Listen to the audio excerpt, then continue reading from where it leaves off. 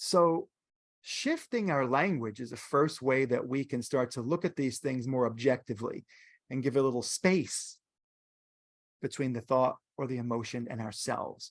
So really, instead of saying my feelings or my thoughts, what I did was I started shifting the language to I am feeling yada, yada, yada. I am thinking yada, yada, yada, or I'm experiencing,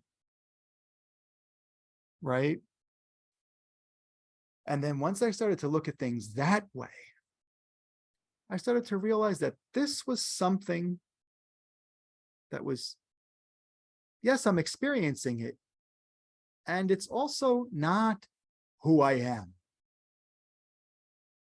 It's not my eternal self, for lack of a better phrase.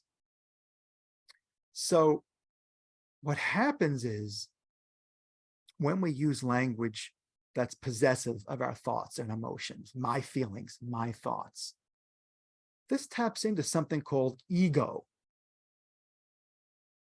And if you're not familiar, I'll give you a definition of how I look at ego, how I've learned it. You know, most of my life, when someone used the word ego, it was something like where somebody maybe was bragging, right? They had a big ego and they would talk about, I'm the best, I'm awesome, I'm rich, or whatever. That's ego. When somebody is in the the ego is in the I am the greatest of all time. But ego can be a little bit more subtle as well. Ego can be attachment to your status in the world, to your job, to your possessions.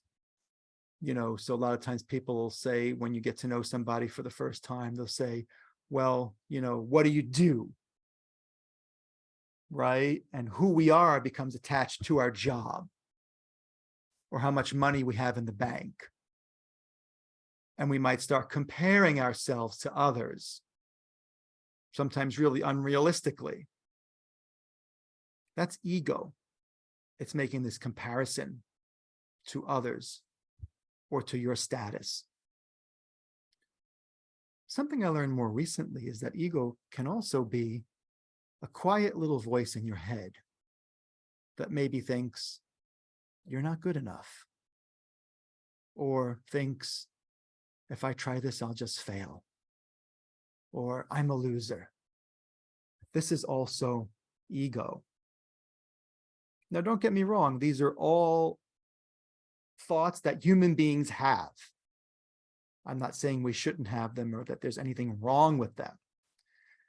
But I bring this up because I'm looking to define the difference between who you are as a being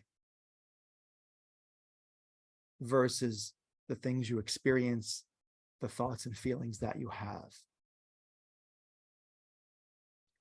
So what happens with ego is anxiety and worry and fear feed it.